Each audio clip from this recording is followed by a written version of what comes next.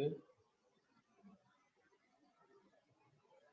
तो देखो ये आपके पास है कोई भी ब्लैक बॉडी या फिर नॉर्मल बॉडी, इसका खुद का टेम्परेचर है टी नॉट।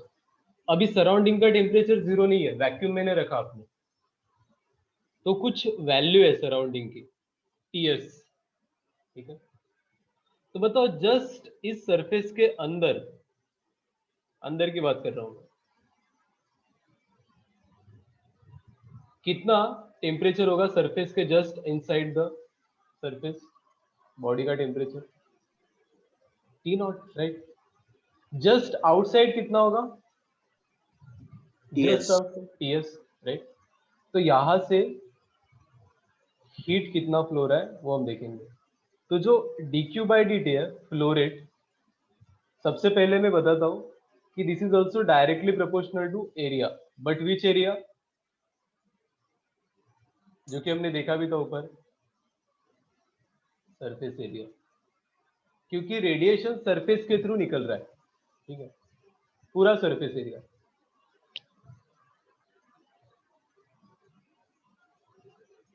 फिर मेरे को बताओ अंदर से सरफेस के तरफ कितना हीट रेडिएट होगा, पावर रेडिएट कितना होगा, d Q one by D T.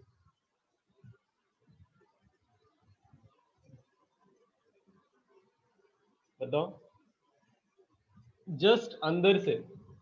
अब आपको पता है कि जस्ट अंदर मेरे ब्लैक बॉडी या फिर जो भी बॉडी है उसका टेम्परेचर है टी नॉट, तो कितना पावर रेडिएट होगा, right, sigma A T not to the power 4। Similarly just outside कितना हीट रेडिएट होगा, जस्ट आउटसाइड, उसको अगर मैं D Q two by D T नाम देता हूं तो बताओ, जस्ट आउटसाइड द सरफेस। अभी मैंने आपको बताया कि जस्ट आउटसाइड आपका टेम्परेचर क्या है, सराउंडिंग का टेम्परेचर। तो यहाँ पे ये होना चाहिए कि नहीं होना चाहिए, sigma A T S to the power 4, सही है। ये चीज थोड़ी डिफिकल्ट है अंडरस्टैंडिंग के लिए, आपको पता चले कि नहीं होता, मैंने बहुत सिंपलेस्ट वे बताया यहाँ पे कि सरफेस के जस्ट अंदर आपका टेम्परेचर टी नॉट है, सरफेस के जस्ट बाहर टेम्परेचर टी एस है, ठीक है, सराउंडिंग का टेम्परेचर। तो अंदर से सरफेस के बीच में आप देखोगे कितना हीट फ्लो हो रहा है, sigma A T not to the power 4। दोनों का एरिया मैंने इसलिए कांस्टेंट लिया क्योंकि मैं जस्ट इनसाइड की बात कर रहा हूँ और जस्ट आउटसाइड की बात कर रहा हूँ, इसलिए दोनों का एरिया सेम होगा यहाँ पे, ठीक है। तो कितना रेट ऑफ हीट फ्लो हुआ बताओ, आप ही बताओगे मेरे को, यहाँ पे rate of flow of heat क्या हो जाएगा इधर,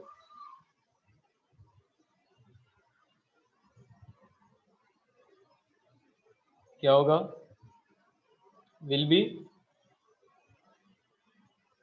बोलो बोलो, अंदर से बाहर की बात कर रहा हूँ, right, D Q one upon D T minus D Q two upon D T. This will be the rate of flow of heat from the surface, from the surface of black body to surrounding। देखो surface के अंदर dq1 one by D t आ रहा था, surface से बाहर dq2 to by D T निकला है। तो अगर आप इफेक्टिवली सरफेस के बाहर कितना निकला है अगर वो देखोगे सराउंडिंग में, तो क्या है, dq1 one by D T minus dq2 by D T. So this will be your net rate of flow of heat from the surface to the surrounding, जो कि क्या होगा, सिग्मा ए कांस्टेंट हो जाएगा इधर into T not to the power 4 minus T S to the power 4। ये क्यों हुआ, क्योंकि T not is greater than T S. ये नोट कर लो, सबसे इंपॉर्टेंट है, ये rate of flow of heat होता है during radiation. This will be the rate of flow of heat during radiation किसका, ब्लैक बॉडी का। नॉर्मल बॉडी के लिए बस क्या हो जाएगा, इसे मल्टीप्लाई हो जाएगा। बताओ कोई डाउट है इसमें, बोलो।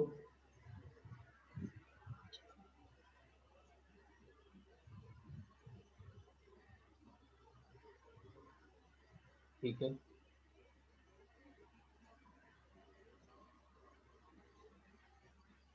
सर हाँ हाँ सर DQ1 और DQ2 दोनों अलग अलग, मतलब वो दोनों क्या है सर? देखो, इसलिए जो dq1/dt है ना, वो अंदर जस्ट इनसाइड वाला जो सरफेस है, एक्चुअल सरफेस के जस्ट इनसाइड मैंने एक पिंक वाला सरफेस बनाया ना, उससे सरफेस के थ्रू जा रहा है, वो rate of flow of heat है, वो हीट है dq1/dt। और जो नीला वाला सरफेस बनाया मैंने, वहां से जो बाहर निकल रहा है सराउंडिंग में, वो dq2/dt है। ठीक है, तो मैंने आपको पहले बताया कि जो जस्ट इनसाइड वाला सरफेस है उसका टेम्परेचर टी नॉट है, इसलिए dq1/dt के लिए क्या आया, टी नॉट आया। और जो जस्ट आउटसाइड द सरफेस वाला एरिया है आपका, उसका टेम्परेचर है टीएस, क्योंकि सराउंडिंग का टेम्परेचर से इक्वल होगा वो वाला टेम्परेचर। तो दैट्स व्हाई ये आपका net rate of heat, net rate of flow of heat आ गया आपको। ठीक है, सर हाँ सर एक बार से आप मेरा वीडियो बार बार लैग कर रहा था सर, अब भी ठीक हो गया सर। सिर्फ D1 और DQ2, D1 सॉरी DQ1 और DQ2 दोनों कैसे पेपर, सिर्फ वो दोनों बता दीजिए ना। राइट राइट, जैसे मैंने आपको बताया था कि देखो, temperature just inside T not है आपका, जस्ट आउटसाइड टीएस है। T not is temperature of body, black body, black body की रिस्पेक्ट बात कर रहे हैं। और टीएस टेम्परेचर ऑफ सराउंडिंग, चाहिए तो लिख लो, T not is the temperature of black body and Ts is the temperature of surrounding, right? अभी हो क्या रहा है यहाँ पे कि जस्ट अंदर वाला जो सरफेस है, एक्चुअल सरफेस के, वो सरफेस के एनर्जी दे रहा है, कंटिन्यूअसली हीट रेडिएट कर रहा है। तो उसका हीट रेडिएट क्या आया, sigma A T not to the power 4, अंदर वाले सरफेस का। देखो यहाँ पे मैंने एरो भी बनाया। और जो बाहर वाला सरफेस है, जिसका टेम्परेचर टीएस से इक्वल हो जाएगा, वो कितना हीट रेडिएट कर रहा है, sigma A T S to the power 4। Correct, फिर बाकी आपको dq1/dt माइनस dq2/dt तो पता चल ही गया, राइट? Yes sir. अब लॉजिकली मेरे को बस आप बताओ कि जैसे ही हीट बाहर जा रहा है सरफेस के थ्रू, तो बॉडी का क्या होगा अभी, नॉर्मल, अच्छा नॉर्मल बॉडी का बस ई से मल्टीप्लाई होगा ना। देखो dq/dt for normal body will be what, E sigma A T not to the power 4 minus T S to the power 4। हाँ, मैं क्या बोल रहा था, जैसे ही टाइम के रिस्पेक्ट आपका हीट ज्यादा बाहर निकल रहा है, निकल रहा है, निकल रहा है, तो हीट बाहर निकल रहा है, तो उसका क्या हो रहा है बताओ, वो ब्लैक बॉडी या फिर जिसका टेम्परेचर ज्यादा है, वो क्या होगा अभी बताओ। उसका टेम्परेचर कम होगा। कम होगा, मतलब कूल डाउन होगा वो, करेक्ट। अब कूल होता है तो कौन सा हीट लूज करता है बताओ, वो कूल होते time,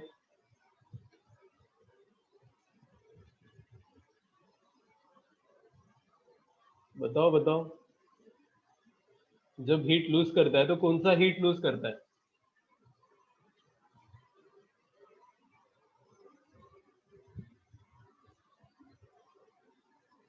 specific heat, right. Specific heat मतलब यहाँ पे आपका डी क्यू क्या हो जाएगा, M S D T. D T is your temperature change, ठीक है। तो क्या मैं यहाँ पे D Q by D T को लिख सकता हूँ एम एस डी टी, लिख सकते हैं, क्योंकि बॉडी क्या हो रहा है, ठंडा हो रहा है।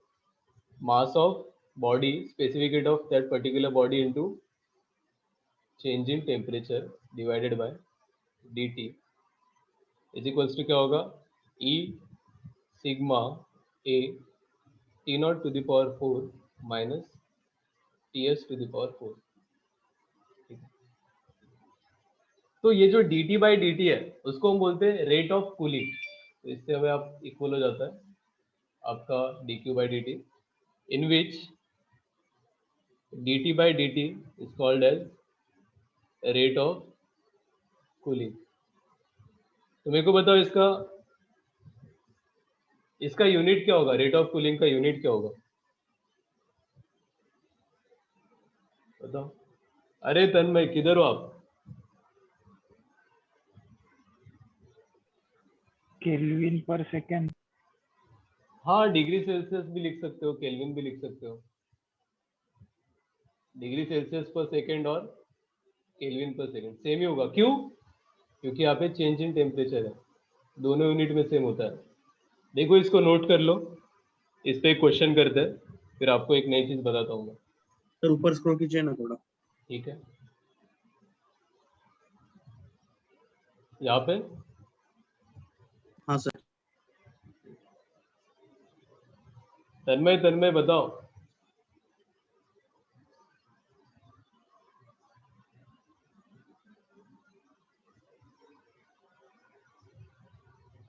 आपका सही है क्या इंटरनेट आज?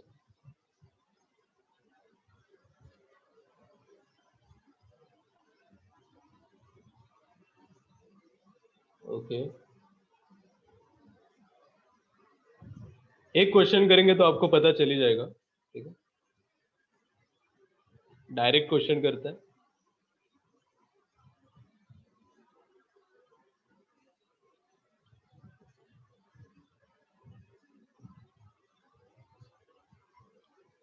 होगा। ठीक है, सबसे हो जाएगा, ये तो सिंपल है। अ cube of mass 1 kg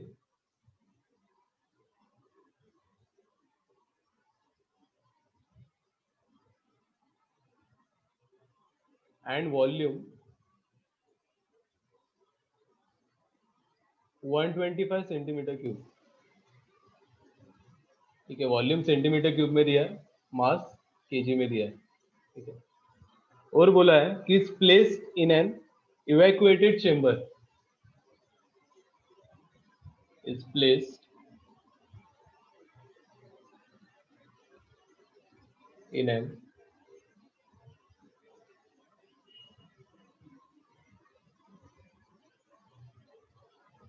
evacuated chamber at 27 degree Celsius temperature. वो चेंबर का टेम्परेचर कितना है? 27 डिग्री सेल्सियस। ठीक है, अब बोला है initially the temperature of cube is 227 degree Celsius. Initially temperature of cube is 227 degree Celsius. ठीक है, और यहाँ पे बोला है assume that this cube is behaving like perfectly black body. Cube आपका ब्लैक बॉडी है, इसको अज्यूम करने को बोला है उन्होंने। और यहाँ पे कितना rate of flow of heat होगा, d Q by D t क्या होगा वो कैलकुलेट करना है। Calculate rate of flow of heat from the surface of cube. करो, ट्राई करो। From the surface of cube.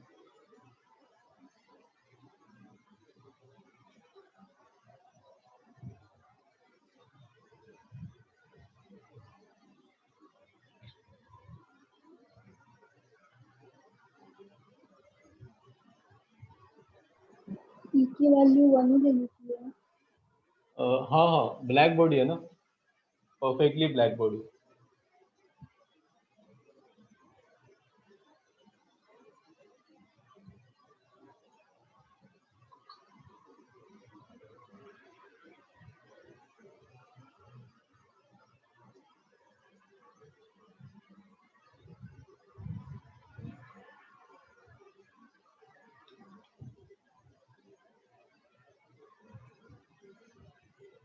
Simple question है, डायरेक्ट फॉर्मूला यूज करना है। सिग्मा मैंने आपको बताया था कैसे याद रखना है, सिग्मा 5678, राइट? तो 5.67 into 10⁻⁻8, sigma is Stefan Boltzmann constant. कभी कभी क्वेश्चन में गिवन नहीं रहता है, इसलिए मैं बोल रहा हूँ।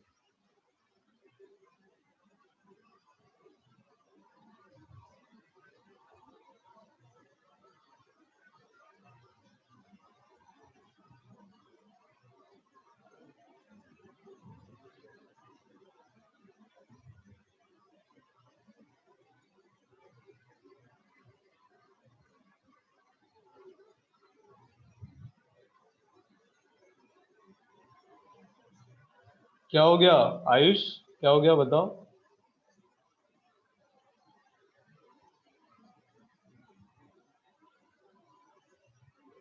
आपका भी अनस्टेबल है क्या आज?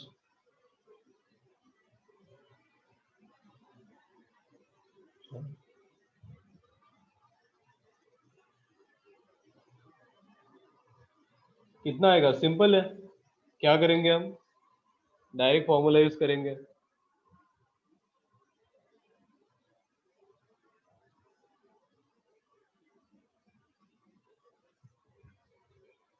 -29 माइनस में कैसे आ सकता है? चलो नहीं, माइनस में तो नहीं आएगा। चेतन आपको बस dq बाई dt कैलकुलेट करना है ना, dt बाई dt नहीं, ओनली dq बाई dt।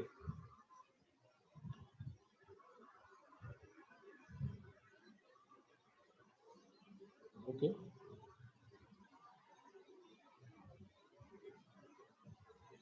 और बताओ इसका क्या आ रहा है? देखो फॉर्मूला तो आपको पता है, इसमें कोई dq बाई dt आपका क्या है, sigma a T0 to the power 4 minus Ts to the power 4।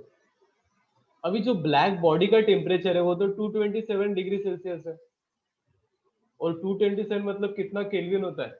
हमेशा इस वाले फॉर्म में temperature is always kelvin, temperature always in kelvin, यहाँ पे नोट कर लो चाहिए तो, should be in kelvin. Okay,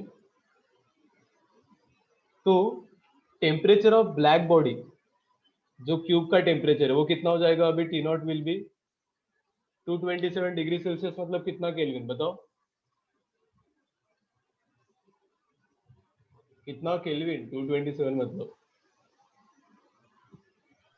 500 500। और सरफेस का टेम्परेचर कितना हो जाएगा जिसने आपको रखा है सराउंडिंग का, सॉरी, तो सराउंडिंग का टेम्परेचर विल बी 300. 300। 300 अभी आपको सिग्मा पता है, एरिया कैसे निकालोगे? जैसे उन्होंने अभी आपको वॉल्यूम तो बता दिया, वॉल्यूम ऑफ क्यूब क्या होता है? सर, हाँ, ये आप volume of cube, side cube. L cube, length cube, correct. हाँ भाई। तो this will B 125 centimetre cube. तो एल क्या हो जाएगा अभी आपका? 5 सेंटीमीटर। 5 तो बताओ एरिया क्या लेंगे अब हम, what will B area of cube? ये बस यहाँ पे देखना पड़ेगा। 30, नहीं नहीं, एरिया ऑफ क्यूब क्या होता है? अब एल एक क्या, स्क्वायर इंटू 6। करेक्ट, एक है सरफेस एरिया, एक सरफेस का आपका एरिया कितना होता है? L square. तो टोटल कितने सरफेस है आपके पास क्यूब के? 6 6 सरफेस, तो 6L स्क्वायर। तो you will get 6 into 25 centimetre square, which is 150 into 10 to the power minus 4 metre square. सही है, बस इसको यहाँ पे पुट करना है आपको। सिग्मा क्या होता है आपका? 5.67 into 10 to the power minus 8। Area क्या है? 150 into 10 to the power minus 4। अब ये क्या होगा? 500 to the power 4 minus 300 to the power 4। बाकी आप करो कैलकुलेट कितना आ रहा है। इसको क्या करो, 5⁴ माइनस 3⁴ करके इंटू 10⁸ कर दो, ठीक है। तो ये इससे कैंसिल हो जाएगा।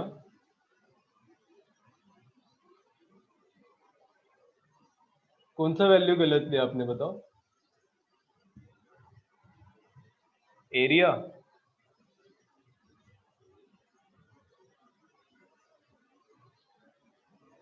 Bottom surface also radiate. अभी हमने चेंबर में रखा है ना, राइट, और वो क्या है, इवाक्यूएटेड चेंबर है, तो सारे साइड से हीट रेडिएट होगा ना।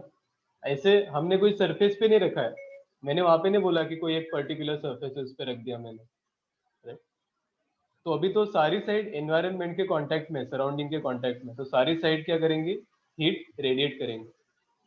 श्रेया सही है क्या? 46.26 बताओ, कैलकुलेट किया आपने? 46.26 बोल रहे हैं लोग, लेट मी कंफर्म। ना यहाँ पे कुछ अलग है। 5⁴ कितना होता है रे बाबा? 150 इंटू 5.67 इंटू 10⁻⁻⁴।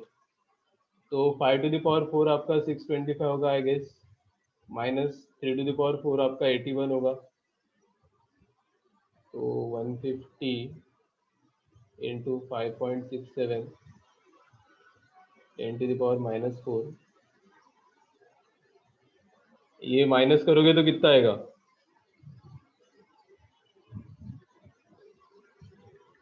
625 माइनस 81।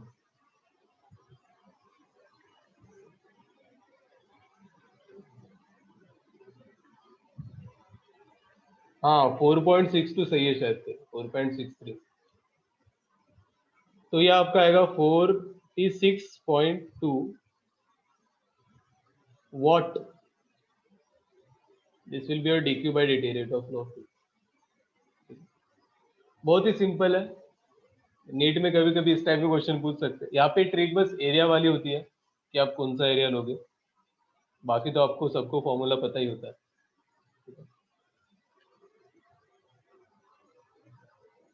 टेम्परेचर हमेशा केल्विन में लेना है, एक तो ये नोट कर लो, राइट।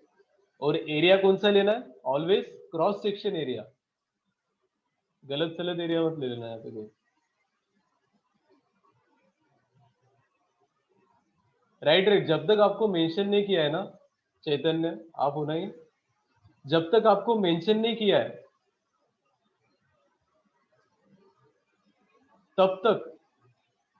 तब तक आप 6 के 6 सरफेस लोगे, ऐसे नहीं कि नीचे वाला सरफेस नहीं लेंगे, ठीक है। जब तक क्वेश्चन में मेंशन नहीं किया तब तक, ठीक है। अब एक ये इजी क्वेश्चन हो गया, तो एक थोड़ा डिफिकल्ट क्वेश्चन करते हैं और नेक्स्ट टॉपिक पे चले जाता है। देखो नेक्स्ट क्वेश्चन क्या है,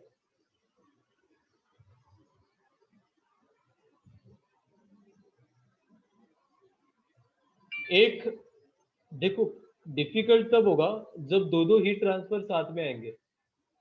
अब देखो एक कंडक्टर दिया उन्होंने और बोला है कि जो कर्व सरफेस है उसको मैंने इंसुलेट कर दिया। इंसुलेट कर दिया तो उसका क्या मीनिंग है बताओ? इंसुलेट कर दिया मतलब, बोलो बोलो। Heat exchange equals to 0. Correct, heat exchange 0 है यहाँ पे। कौन से सरफेस के थ्रू? ओनली कर्व सरफेस के through. Curve surface is insulated, तो इसके थ्रू कोई हीट रेडिएट नहीं होगा, ऐसा बस उनका बोलने का मीनिंग है। अब बोला है ए पॉइंट पे जो एक एंड है उसका temperature 827 degree Celsius end the temperature of B end is 702 degree Celsius. A का आपको टेम्परेचर दे दिया एक एंड का, और दूसरा बी एंड का। अब बोला है कि ये जो लेफ्ट साइड वाला सरफेस है इसको भी मैंने इंसुलेट कर दिया, इंसुलेट। तो बताओ रेडिएट कौन करेगा? अब सबको इंसुलेट कर दिया, ओनली बी जो फ्लैट सरफेस है बी का वही क्या करेगा? अब रेडिएट करेगा। Only this flat surface can radiate, ठीक है, हीट रेडिएट कर सकता है ओनली दिस सरफेस। और परफेक्टली ब्लैक बॉडी है तो इसका E1 है, ठीक है। थर्मल कंडक्टिविटी क्योंकि ये कंडक्टर है तो थर्मल कंडक्टिविटी दिया है आपको 400 वॉट पर मीटर स्क्वायर, सॉरी पर मीटर होता है ओनली, वॉट पर मीटर पर केल्विन, ठीक। एरिया, एरिया ले लो, जो फ्लैट सरफेस है इसका, इस वाले सरफेस का एरिया है 1 मीटर स्क्वायर, और ये जो लेंथ है कंडक्टर का, लेंथ इज 2 मीटर, ठीक है, राइट राइट। तो यहाँ पे आपको कैलकुलेट करना है सराउंडिंग का टेम्परेचर कितना होगा। Calculate the temperature of surrounding.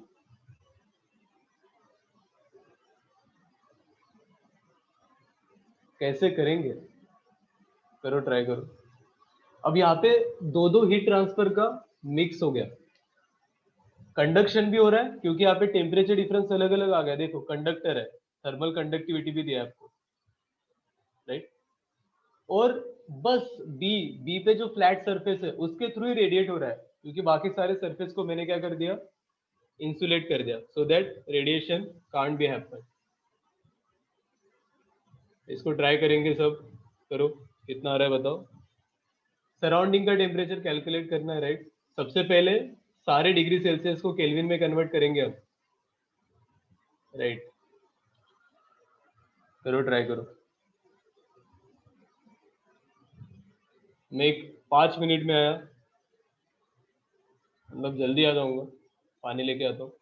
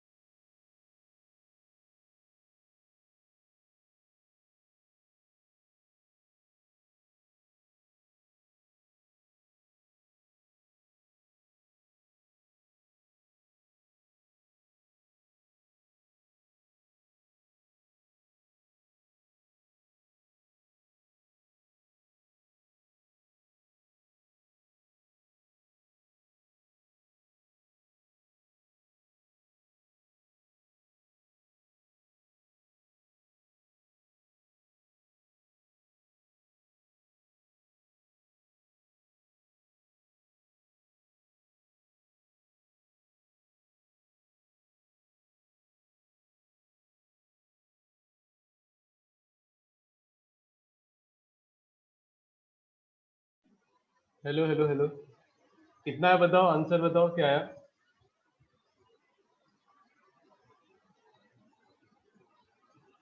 सबसे पहले क्या होगा, कंडक्शन होगा, right, high temperature to low temperature conductor के थ्रू। तो आपको कुछ नहीं, जो बी पॉइंट है ना, वहां पे जंक्शन लॉ लगाना है। बी पॉइंट क्या है आपका, ये वाला। यहाँ पे जो हीट आ रहा है किसके थ्रू आ रहा है, कंडक्शन के थ्रू, dq1/dt।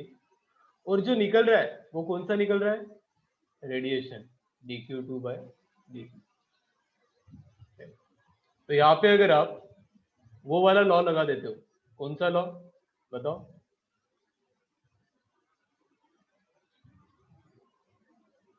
कौन सा लॉ लगा सकते हैं यहाँ पे।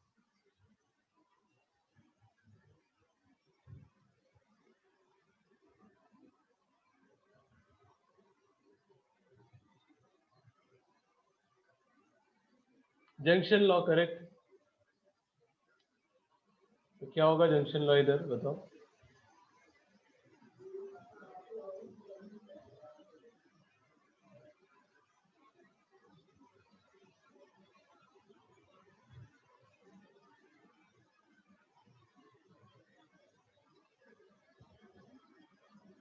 सेम होंगे, राइट।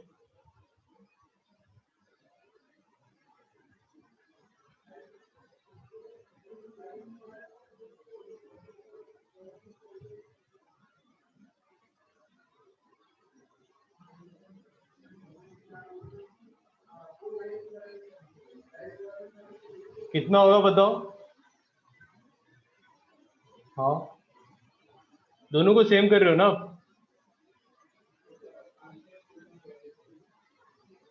तो dq1/dt through conduction is equals to dq2/dt। तो dq1/dt के लिए क्या हो जाएगा, simply k a/l into t1 minus t2 is equals to dq2/dt। क्या होगा अब आपका, sigma a temperature at b⁴ minus temperature of surrounding to the power 4। सही है। सेम क्यों किया, देखो क्या होता है, बी एक आपका जंक्शन है, राइट। आपको पता है ए टू बी तो हीट कंडक्ट होगा क्योंकि कंडक्टर है, करेक्ट। और बी जो जंक्शन है उसमें ए से हीट आ रहा है और बी का टेम्परेचर हमने अज्यूम किया सराउंडिंग से ज्यादा है, काफी ज्यादा है। तो क्या कर रहा है, बी हीट रेडिएट कर रहा है सराउंडिंग में, फ्लैट सरफेस जो है बी का, ठीक है। तो बस हम बी के लिए जब बात करेंगे तो एरिया तो दोनों का सेम हो जाएगा, क्रॉस सेक्शन एरिया ये वाला बी वाले सरफेस का, ठीक है। तो एक फॉर्म ऑफ एनर्जी दूसरे फॉर्म ऑफ एनर्जी में कन्वर्ट हो रही है, बस। जो कंडक्शन के थ्रू आपका हीट आ रहा था वही किसके थ्रू जाएगा बताओ, रेडिएशन के थ्रू बाहर निकलेगा। तो करो आप इसको इक्वल करो, बताओ क्या आ रहा है। ए विल बी कैंसल्ड, तो T1/T2 मतलब temperature at point A minus temperature at point B. A पे कितना है 827, बी पे कितना है 80702, राइट। तो डेल्टा टी कितना हो जाएगा उसके लिए, कंडक्शन के लिए बताओ, K/L into 827 minus 702 is equals to sigma into, अब 702 को आपको यहाँ पे किस में कन्वर्ट करना होगा, केल्विन में। तो कितना केल्विन होता है बताओ, 702 डिग्री सेल्सियस।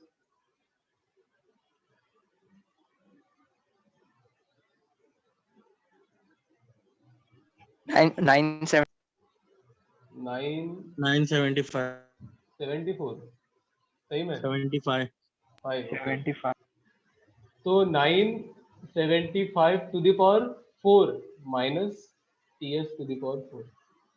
के का वैल्यू पता है, एल का वैल्यू पता है। यहाँ पे कैलकुलेशन थोड़ा डिफिकल्ट है लेकिन आप कर सकते हो इसको, ठीक है।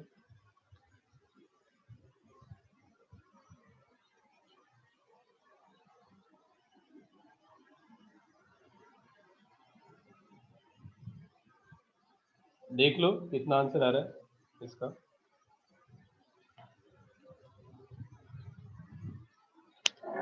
सर सिग्मा कितना है? वही 5.67 5678 ऐसे याद रखो सिग्मा, तो बहुत इजीली आपको पता चलेगा क्या होता है इसमें। ठीक है,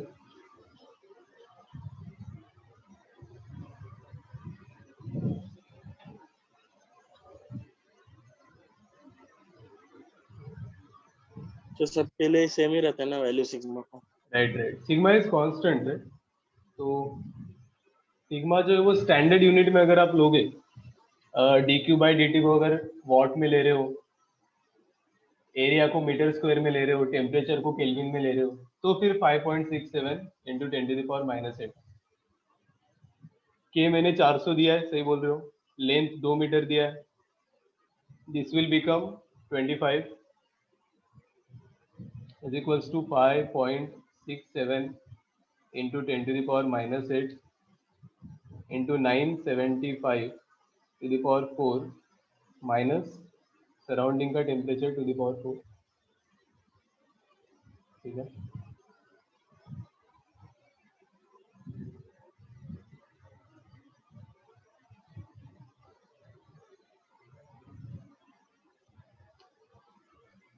एक मिनट, 827 माइनस 702 25 कैसे हुआ? तो 125 होना चाहिए ना? क्या क्या 827 माइनस 702 तो 125 होना चाहिए, राइट? 827 माइनस 702 25 तो लिखा है ना मैंने। 125 होगा। सर हम्म? 125 ओ 125 125, ओके ओके सॉरी, 125 होगा यहाँ पे,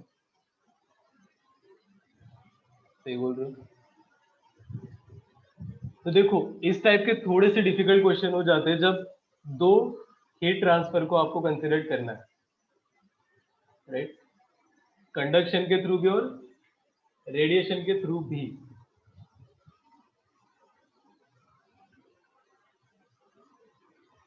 सर आंसर क्या आ रहा है? आंसर तो मेरे को भी नहीं पता, तो इसको गंदा आंसर ही होगा काफी। कैलकुलेशन बहुत खराब आ रहा है। हाँ खराब ही है कैलकुलेशन। सर अप्रोक्सीमेटली टीएस जो है 825 समथिंग आ रहा है।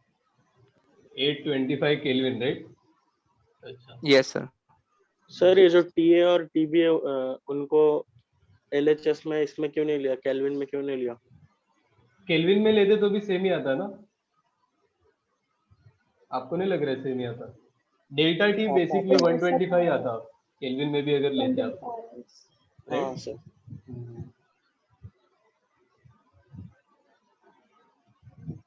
और सर बता। पर ऐसा क्वेश्चन अगर एग्जाम में आ गया और इतने बड़े वैल्यूज हुए तो उसका फोर्थ रूट निकालने नहीं, में तो बहुत टाइम लगेगा। एग्जाम में आपको इन जनरल ऐसा टेम्परेचर नहीं मिलेगा, टेम्परेचर ऐसे आएंगे 827 आ सकता है, 227 आ सकता है, सो दैट आप टू द पावर 4 निकाल सको। 227 मतलब 500 हो जाएगा डायरेक्ट, तो 500 टू द पावर 4 आप निकाल सकते हो, 5 into 10 to the power sir उसका 8। टू दी पावर 4 तो निकाल देंगे लेकिन रूट 4 कैसे निकालेंगे, मतलब ना 1/4। फिर उल्टा नहीं पूछेंगे, आई गेस देखना पड़ेगा आपको, 2 बार रूट करना पड़ेगा अदरवाइज, है ना? Okay sir. बेसिकली आप यहाँ पे कॉन्सेप्ट समझ लो कि एक फॉर्म ऑफ हीट दूसरे फॉर्म ऑफ हीट में कैसे चेंज हो रहा है। ठीक है, अभी हम इसके लास्ट टॉपिक पे आएंगे, न्यूटन्स लॉ ऑफ कूलिंग। इस पे तो अगर मैं आपको गारंटी दूं रेडिएशन पे क्वेश्चन आएगा तो न्यूटन्स लॉ ऑफ कूलिंग पे 100% क्वेश्चन आएगा। ठीक है, तो देखो क्या है न्यूटन्स लॉ ऑफ कूलिंग, बहुत सिंपल है और आप देख के कर सकते हो, बहुत ही न्यूटन का लॉ है बेसिकली। सर तो पर लास्ट वाले में दोनों को इक्वेट क्यों किया? जंक्शन लॉ ना, जैसे आप देखोगे ए का टेम्परेचर ज्यादा है कंपेयर टू बी, तो ए टू बी क्या हो रहा है, ऑन मैं वीडियो ऑन कर दूं क्या, मैं बताओ, कर देता हूँ। हाँ, ए टू बी क्या हो रहा है, आपका कंडक्शन हो रहा है, राइट? बी जो है वो जंक्शन है आपका, ठीक है? तो ए टू बी अगर आपका कंडक्शन हो रहा है तो बी टू एनवायरनमेंट में क्या हो रहा है बताओ, क्योंकि बी खुला है, राइट? बी खुला है तो क्या होगा? रेडिएट करेगा। रेडिएट करेगा, बाकी बंद है, कर सरफेस भी आपका बंद है और ए वाला सरफेस भी बंद है, हाँ बी खुला है तो बी रेडिएट कर रहा है बस, बाकी कुछ रेडिएट नहीं हो रहा है, तो बी को मैंने एज अ जंक्शन यूज किया है यहाँ पे। अच्छा, मतलब दोनों का क्या बोलते हैं, सब्सट्रैक्शन 0 होगा। Correct, Difference. जंक्शन में आपको पता ही है कि क्या जीरो होता है, नेट हीट फ्लो। तो बेसिकली आप यहाँ पे डायरेक्शन देखोगे तो ये अगर आपका बी जंक्शन है तो इधर आ रहा है dq1/dt और जा कितना रहा है, dq2/dt, राइट? बट ये जा रहा है वो किसके थ्रू जा रहा है बताओ? रेडिएशन के थ्रू, तो वो बहुत इंपॉर्टेंट है, राइट? और बताओ, ठीक है? न्यूटन्स लॉ ऑफ कूलिंग देखेंगे हम, क्या है?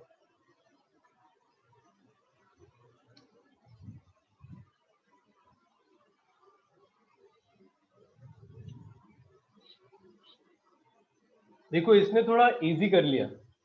अब आपको पता है कि जो हॉट बॉडी है, ये आपकी हॉट बॉडी थी, ब्लैक बॉडी, ये हीट रेडिएट कर रहा है, तो इसका खुद का टेम्परेचर क्या होगा बताओ? कम होगा, जो कि आपने पहले मेरे को बताया था। अभी खुद का टेम्परेचर कैसे कम होगा, मतलब कितने टाइम में कितना टेम्परेचर कम होगा, उसको हम बोलते हैं rate of cooling, rate of cooling. तो रेट ऑफ कूलिंग निकालने का इजीएस्ट मेथड अपन को न्यूटन ने बताया इस लॉ के थ्रू, विच इज dt/dt। कितने सेकंड में कितना टेम्परेचर कम हो रहा है हॉट बॉडी का रेडिएट करने के बाद।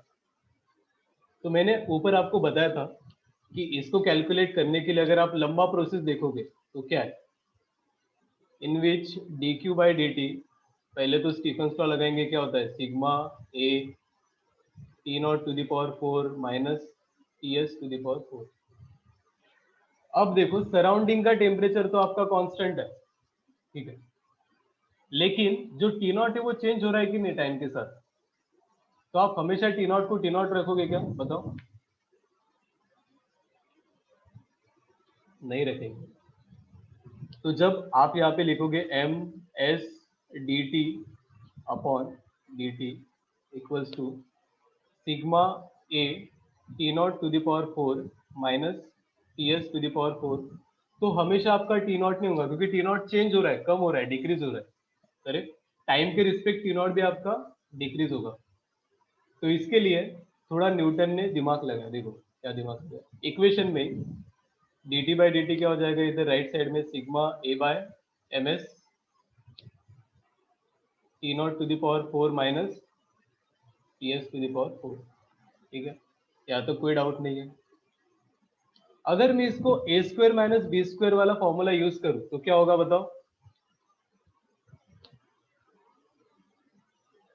सिग्मा a/ms, तो क्या हो जाएगा, T0² plus Ts² into T0² minus Ts²। सही लिखा कि नहीं बताओ? बेसिकली क्या है ये, a² माइनस b² वाला फॉर्मूला है उसका, a+b into a minus b। सही है? यहाँ तक तो सही है। फिर इसको और थोड़ा एक्सपांड करेंगे, dt/dt हमें कैलकुलेट करना है, रेट ऑफ कूलिंग। तो इसको थोड़ा और एक्सपांड करेंगे तो क्या एक्सपांड होगा फिर, राइट साइड वाला sigma a/ms into T0² plus Ts², फिर यहाँ पे अगेन a माइनस बी वाला फॉर्मूला यूज कर दो तो क्या हो जाएगा, a plus B into a minus B. इतना करने के बाद रुक गए हम, और फिर एक इंपॉर्टेंट अजम्पशन आया जो सबके लिए वैलिड भी है। अगर आपको बोला है कि Newton's law of cooling valid है तो सबके लिए ये वाला अजम्पशन भी वैलिड है। क्या है अजम्पशन? तो यहाँ पे उसके बाद हमने अज्यूम किया, let's assume this T0 is nearly equal to Ts, मतलब जो ब्लैक बॉडी का टेम्परेचर है वो सराउंडिंग के टेम्परेचर से एकदम slightly greater than, slightly, T naught is basically slightly greater than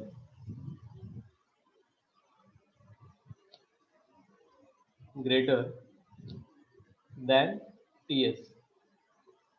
ये बहुत इंपॉर्टेंट अजम्पशन आ गया। तो दोनों को इक्वल करेंगे तो क्या होगा बताओ इक्वेशन में। अब दोनों को इक्वल कर दो, क्या होगा? Then your dt by dt becomes sigma a upon ms, ये तो पूरा कांस्टेंट है ही आपका, इनटू अब यहाँ पे टी एस के जगह पे या फिर टी नॉट के जगह पे टी एस पुट कर दो तो क्या हो जाएगा 2 टी एस स्क्वायर। यहाँ पे भी टी नॉट को टी एस पुट कर देंगे तो यहाँ पे अगेन टी एस आएगा। अब यहाँ पे टी नॉट को टी एस पुट करोगे तो जीरो नहीं हो जाएगा?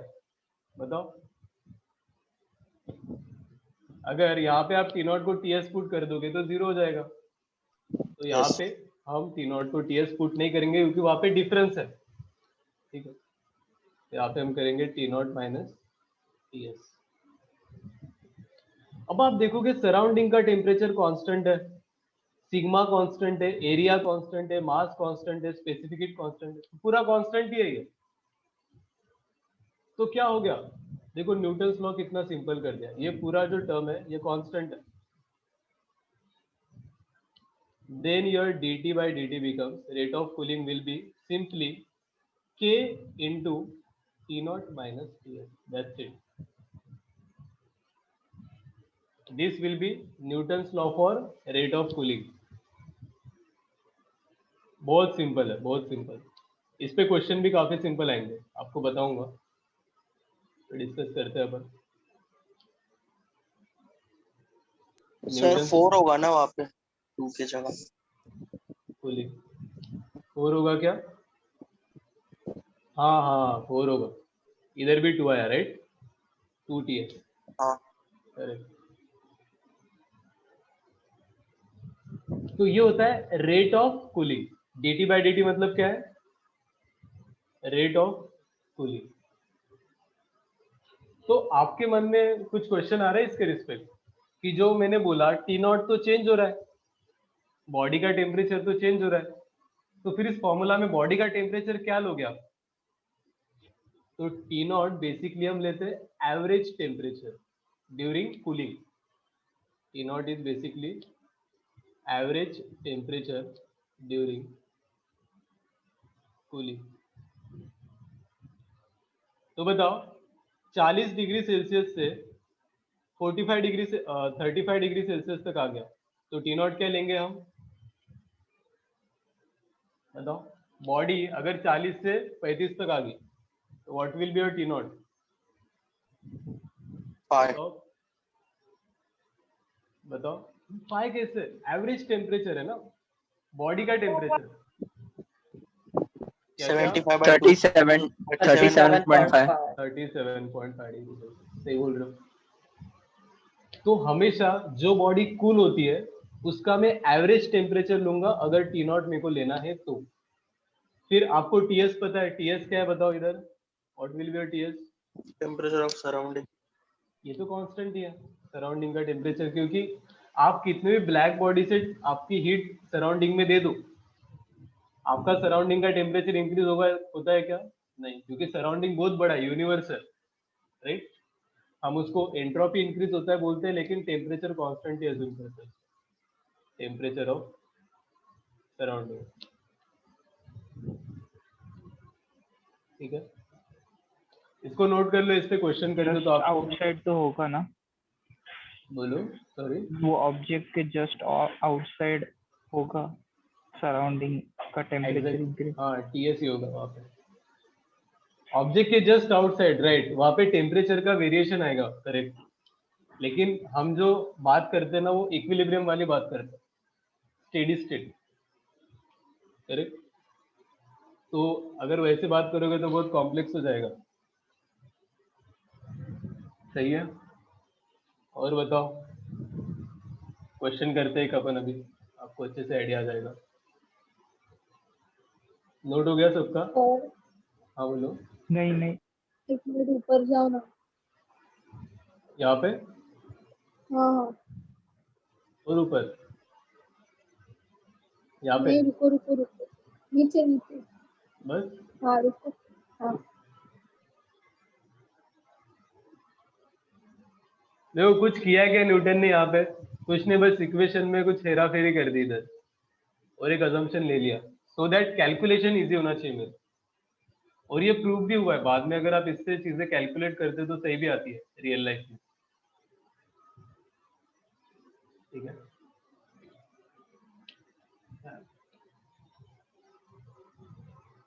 अब बताओ ये नॉर्मल बॉडी के लिए वैलिड होगा क्या ये फॉर्मूला,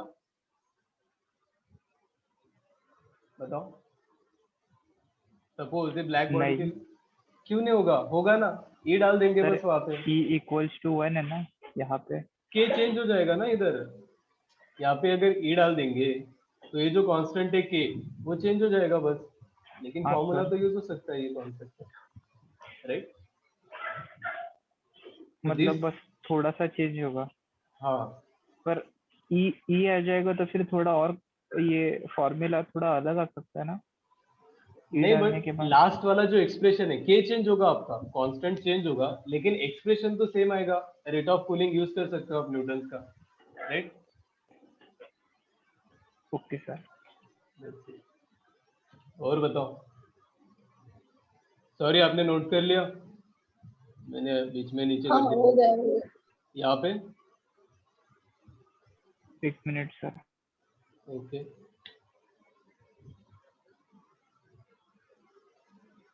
चलो वीडियो स्टॉप कर देते हैं।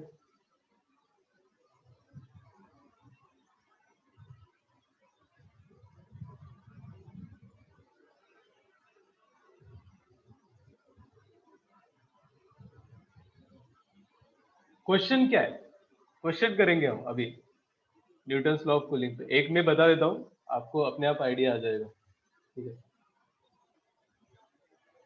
सपोज उन्होंने क्वेश्चन दिया है Newton's law of cooling is applicable for some body, ठीक है। एक कोई भी बॉडी है आपके पास जिसके लिए Newton's law of cooling applicable है, ठीक है। तो बोला है कि उसका ब्लैक बॉडी का इनिशियल टेम्परेचर 45 डिग्री सेल्सियस था और 45 डिग्री सेल्सियस से 40 डिग्री कूल होने के लिए उसको टाइम लगा 8 मिनट। कितना टाइम लगा? 8 मिनट लगा। तो मेरे को बताओ उसके बाद 40 डिग्री सेल्सियस से 35 डिग्री सेल्सियस चेंज होने के लिए टेम्परेचर टाइम कितना लगेगा? और सराउंडिंग का टेम्परेचर ले लो 25 डिग्री सेल्सियस, इतना ही बोला है। And Newton's law of cooling is applicable, that's it. कर लोगे? टेम्परेचर 45 से 40 तक आने के लिए आपको 8 मिनट लगे, राइट। और 40 टू 35 आपको टाइम निकालना है कितना लगेगा, जबकि सराउंडिंग का टेम्परेचर 25 डिग्री सेल्सियस। करो, ट्राई करो।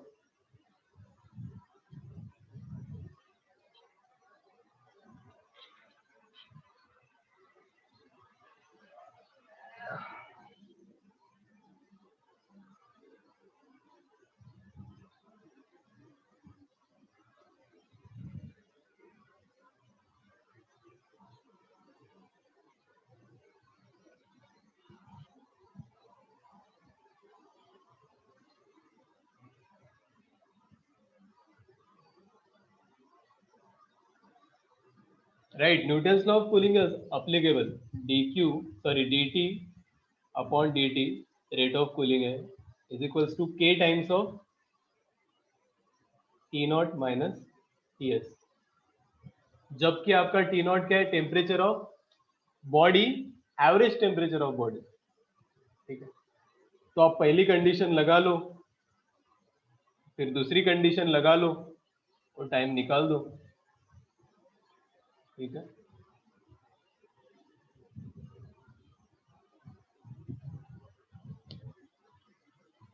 क्या आया बताओ आयुष, क्या आया? हिमांश, कर हिमांश हिमांश हिमांश हो कि नहीं आप? प्रथमेश, श्रेया, मुक्ताई, वरुण, अथर, अथर के बाद अथर्वे शायद, राइट? आंसर 8 मिनट है। तन्मय, ये लॉजिक थोड़ी होगा। क्या कर रहे हो आप खुद सोच के देखो। राइट, चैतन्य का सही है 11.2, ज्यादा टाइम लगना भी चाहिए। सेम 8 मिनट कैसे लगेगा? आपने सॉल्व किया ही नहीं तन्मय उधर।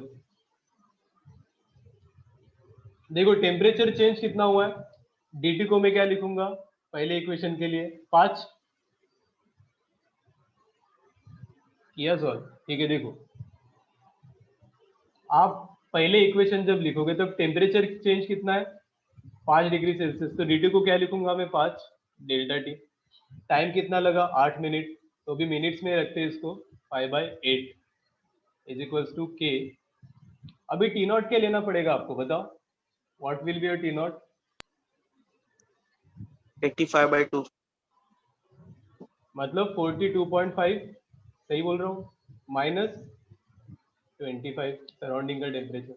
तो यहाँ से पहले इक्वेशन से आपको आएगा k का वैल्यू 5/8 इंटू ये कितना है, करो कैलकुलेट, 5 7 7 1 तो 17.5। 17.5, तो ये आपको k का वैल्यू आ गया, कांस्टेंट का वैल्यू पहले इक्वेशन से। फिर सिमिलरली आपको दूसरे के लिए पुट करना है dt। अभी dt क्या है बताओ, सेकेंड केस के लिए चेंज इन टेम्परेचर कितना है बताओ? 5 ही है। 5 है। टाइम आपको कैलकुलेट करना है, इज इक्वल्स टू के का वैल्यू क्या पुट करेंगे इधर, 5/8 इंटू 17.5, और डेल्टा टी क्या होगा अभी, मतलब एवरेज टेम्परेचर बताओ कितना होगा टी नॉट अभी दूसरे केस के लिए? 37.5 37.5 माइनस 17.5, तो इसको आप सॉल्व करो ना, 5 कट जाएगा तो आपको टाइम आएगा 8 इंटू 17.5 डिवाइडेड बाय ओ यहाँ पे 25 होगा ना, क्या कर रहे हो? टेम्परेचर ऑफ सराउंडिंग तो 25 ही है, 12, राइट, 12.5। ये क्या चैतन्य आपने बताओ? जो इक्वेशन है डेल्टा टी क्या है आपका, change in temperature, D t क्या है, चेंज इन टाइम। चैतन्य ने यही किया, तो 11.2 मिनट्स इज करेक्ट आंसर।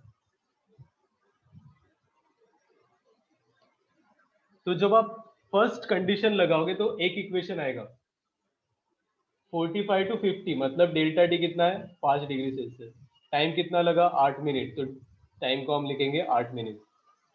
के हमको पता नहीं है, टी नॉट क्या होता है, टेम्परेचर ऑफ बॉडी, कौन सा टेम्परेचर, एवरेज टेम्परेचर। तो हम 45 to 40 में देख रहे हैं, तो 45 to 40 का ही एवरेज टेम्परेचर लेना पड़ेगा, माइनस सराउंडिंग का टेम्परेचर 25, तो यहाँ से के का वैल्यू आता है। फिर दूसरी कंडीशन लगाएंगे, अभी डेल्टा टी कितना है, अगेन 5 है, टाइम आपको कैलकुलेट करना था, राइट। बाकी के का वैल्यू पुट किया आपने इधर, और टी नॉट को क्या पुट किया, average of 40 and 35, 37.5 and 25 temperature of surrounding. तो देखो प्रोसेस अब पता चल गया सबको, न्यूटन्स लॉ ऑफ कूलिंग कैसे यूज करना है, राइट। तो और एक क्वेश्चन करते हैं, सो दैट आपको कभी ये टाइप के क्वेश्चन हमेशा आएंगे, आप देखोगे नीट में तो आते ही है, मैंने बहुत बार देखा है। तो जो क्वेश्चन आते हैं उनमें तो हमको ट्रेन होना ही पड़ेगा। एक बॉडी है, बॉडी का टेम्परेचर 50 डिग्री सेल्सियस से 40 डिग्री सेल्सियस होने के लिए 5 मिनट लग रहे, और 40 से 30 होने के लिए 8 मिनट लग रहे। तो इसमें पूछा है कि सराउंडिंग का टेम्परेचर क्या है भाई, what will be the temperature of surrounding. करो कैलकुलेट करो, सिंपल होना चाहिए ये वाला तो।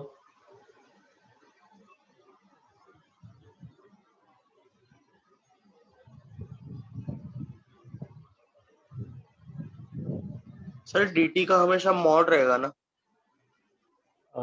dt का राइट हमेशा कूल हो रहा mod। है, करेक्ट करेक्ट, मॉड ही होगा।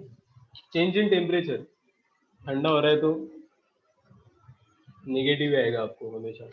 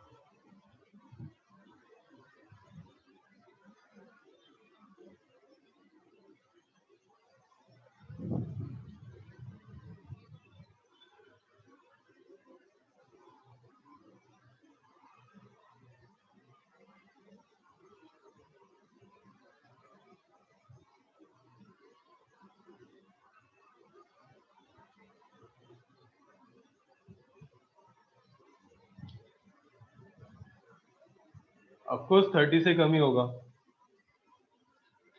सराउंडिंग का टेम्परेचर।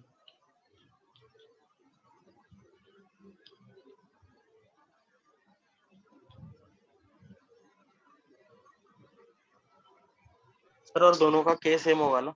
हाँ के सेम होता है, एक ही ब्लैक बॉडी जब है ना, तो ब्लैक बॉडी का के हमेशा सेम होगा। हाँ। सेम बॉडी है। आप अगर देखोगे कि के का जो वैल्यू है वो किस पे डिपेंड कर रहा है, तो आपको यहाँ से पता चलेगा कि सराउंडिंग के टेम्परेचर पे डिपेंड कर रहा है, mass of body, specific heat of body, area. तो आप बॉडी को जब तक चेंज नहीं करते हो तब तक के का वैल्यू चेंज नहीं होता है। तो सेम बॉडी 50 से 40 तक आने के लिए 5 मिनट ले रही है कूल होने के लिए, और वही बॉडी 40 to 30 आने के लिए 8 मिनट ले रही है। तो दो इक्वेशन, दो अननोन। बताओ क्या आ रहा है?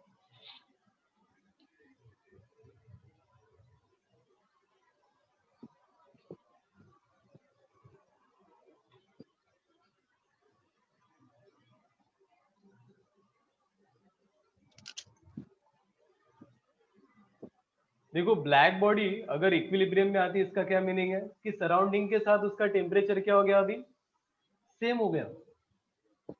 ऐसे कूल होते होते एक ऐसा टाइम आएगा कि ब्लैक बॉडी का टेम्परेचर सराउंडिंग के साथ इक्वल हो जाएगा, तो फिर रेडिएट करना बंद करेगी ना ब्लैक बॉडी। गलत है प्रथमेश, 31 कैसे होगा? मैं आपको अभी क्या बोला कि 30 से कम ही होना चाहिए। सर एक 31 तो नहीं है।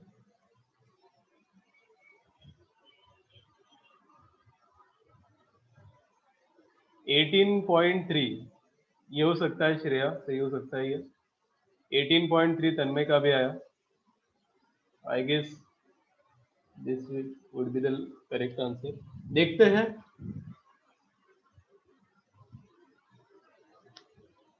D T by D T, Newton's law क्या बोलता है? D T by D T equals to K into T naught minus T S. तो पहला इक्वेशन पुट करेंगे तो क्या आएगा? चेंज इन टेम्परेचर आपका 10, टाइम कितना लगा? 5 मिनट। के टी नॉट क्या है? यहाँ पे टी नॉट लेना पड़ेगा आपको, 45 माइनस टी एस। ये आ गया इक्वेशन नंबर 1।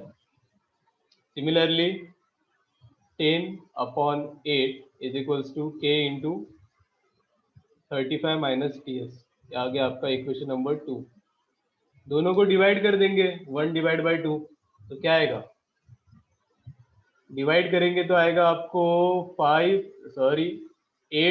अपॉन 5, ठीक है, is equals to 45 minus T S divided by 35 minus T S, ठीक है। 18.3 करेक्ट है जो सबने किया है।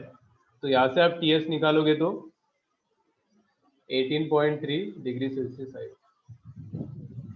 अब आपने ये नहीं पूछा कि हमने यहाँ पे केल्विन में क्यों चेंज नहीं किया सर, क्यों नहीं किया आप ही बताओ।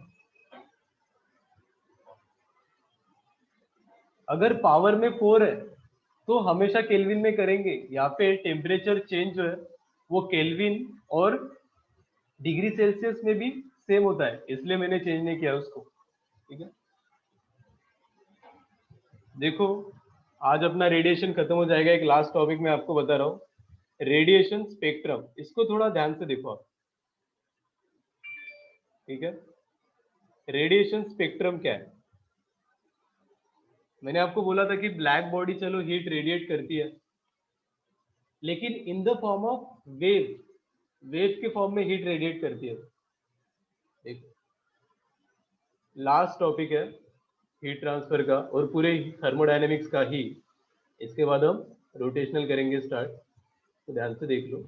बोरिंग है थोड़ा, लेकिन एटलीस्ट इंटरेस्टिंग तो है, मॉडर्न टॉपिक है। Black body radiation spectrum.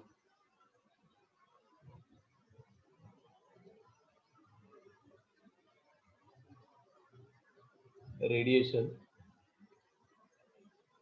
Spectrum, तो बेसिकली हम जो रेडिएट हो रहा है ना उसका वेवलेंथ निकालेंगे। अब टॉपिक के नाम में ब्लैक बॉडी है, तो हम बस ब्लैक बॉडी का यहाँ पे एनालिसिस करते हैं। ये हीट रेडिएट हो रही है in the form of wave, तो वेव के फॉर्म में हीट रेडिएट हो रही है तो क्या होगा, वेवलेंथ तो निकालना पड़ेगा हमको। हर वेवलेंथ का, अगर मैं आपको बता दूं, हर वेवलेंथ का हीट रेडिएट होता है। तो सपोज आपका एक वेवलेंथ है, उसके रिस्पेक्ट एनर्जी आई ई लैम्बडा इस वेवलेंथ की, दूसरे ई लैम्बडा 1, दूसरे वेवलेंथ का एनर्जी आया ई लैम्बडा 2, तीसरे वेवलेंथ का एनर्जी आया ई लैम्बडा 3। तो जो नेट एनर्जी होगा वो कितना होगा बताओ? नेट एनर्जी कितना होगा? पहले तो बताओ कितने वेव बाहर निकलेंगे सरफेस के थ्रू?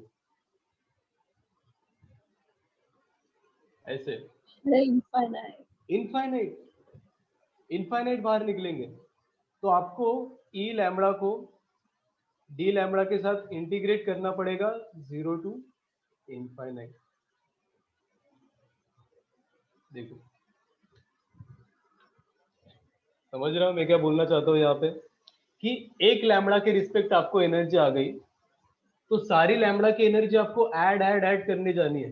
कितने वेवलेंथ है आपके पास? इनफाइनाइट वेवलेंथ है, तो सबका ऐड करोगे तो आपको नेट एनर्जी आएगी, नेट पावर आएगी, राइट? तो here net power radiate per unit area ये होता है same sigma into T to the power 4। तो सिमिलरली अगर आपको निकालना है पावर रेडिएट नेट, यहाँ पे क्या होगा, लैम्बडा के रिस्पेक्ट पावर आएगा, उसको आप करोगे integrated from 0 to infinite, right?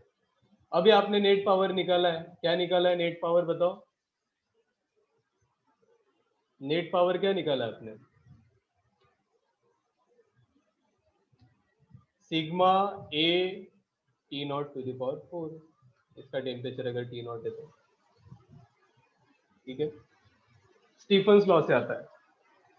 तो बेसिकली हमें लैम्बडा के रिस्पेक्ट आपका पावर कैसे चेंज हो रहा है, या फिर पावर पर यूनिट एरिया कैसे चेंज हो रहा है, वो देखना है। तो इसको एनालाइज करने के लिए हमने थोड़ा सा ग्राफ बनाया, right? E lambda is a function of lambda, by the way. Lambda के रिस्पेक्ट एनर्जी चेंज होता है। A lambda is basically the function of lambda. जैसे जैसे आप वेवलेंथ चेंज करोगे आपका एनर्जी विल बी चेंज। तो देखो हमने प्लॉट किया graph power radiate per unit area with respect to lambda. तो ऐसे बोल दो कि P बाय ए का ग्राफ पुट किया हमने, प्लॉट किया with respect to lambda, right? Basically P lambda by A का graph with respect to lambda put किया आपने, तो हमें कुछ इस टाइप का ग्राफ आया। ग्राफ मतलब बेसिकली आप लैम्बडा जब चेंज कर रहे हो तो कितना पावर रेडिएट हो रहा है उसको आप मेजर कर रहे हो, तो हमें कुछ ऐसा कर्व आया। ठीक है, तो मैक्सिमम पावर रेडिएट कब हो रहा है? This will be P lambda by A का मैक्सिमम वैल्यू, ठीक है। तो इसको हम बोलते हैं लैम्बडा एम। तो लैम्बडा एम कौन सा वेवलेंथ हो गया बेसिकली बताओ? Lambda M will be the wavelength of radiation where power radiate will be maximum। अब मोस्ट ऑफ द टाइम्स आप ऐसे कंफ्यूज कर लेते हो अपने आप को कि लैम्बडा एम आपको लगता है मैक्सिमम वेवलेंथ है। बताओ लैम्बडा एम मैक्सिमम वेवलेंथ है क्या इधर? लैम्बडा एम क्या है इधर बताओ?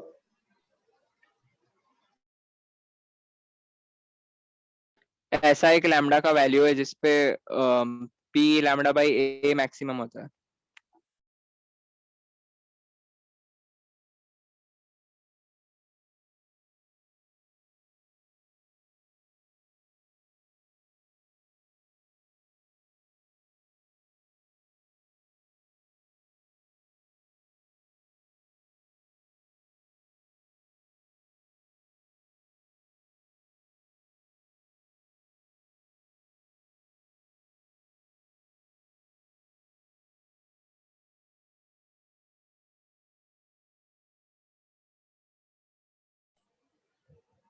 Hello hello hello hello hello hello hello hello hello. Hello hello hello hello. हाँ सर बोलो। क्या हो गया? मेरा इंटरनेट चला गया क्या? हाँ सर आपका आवाज चला गया। जाना भी चाहिए, मेरा तो कभी जाना चाहिए, आपका इतनी नहीं बार सर जाता है। नहीं जाना चाहिए। कैसे जाना चाहिए? आपका कैसे देखो, जाना चाहिए? राइट राइट राइट, सही सही बात बोल रहे हो। हम हमारे क्वेश्चन पे आते हैं, बहुत इंपॉर्टेंट है। इस टाइप का क्वेश्चन आप देखोगे तो आपको बस एनालाइज करना है क्या होगा। ये एक ग्राफ है, ठीक है, ये दूसरा ग्राफ है और ये तीसरा ग्राफ है। तो मेरे को बताओ किसका लैम्बडा ज्यादा इधर? छोटे वाले, सबसे छोटे वाले ग्राफ का। ए, बी और सी की हम बात करेंगे, गलत बात करनी ना। लैम्बडा एम की अगर बात करेंगे तो lambda M for C is greater than lambda M for B is greater than lambda M for A. तो आपको ये दिख भी रहा है इस ग्राफ से, राइट। तो इसके रिस्पेक्ट हमने एक लॉ बनाया। क्या लॉ बनाया? वेन्स, हमने नहीं, वेन्स ने बनाया, तो वेन्स का नाम भी मिला है उसको, वेन्स डिस्प्लेसमेंट लॉ। इस पे बहुत सारे क्वेश्चन आते हैं, बहुत ही सिंपल है, डिस्प्लेसमेंट लॉ। उसने ना ये लैम्बडा एम का एनालिसिस किया। Lambda M means where power is maximum, right. तो उसे पता चला कि this lambda M is inversely proportional to temperature of black body, right. Lambda M क्या है इधर? Wavelength where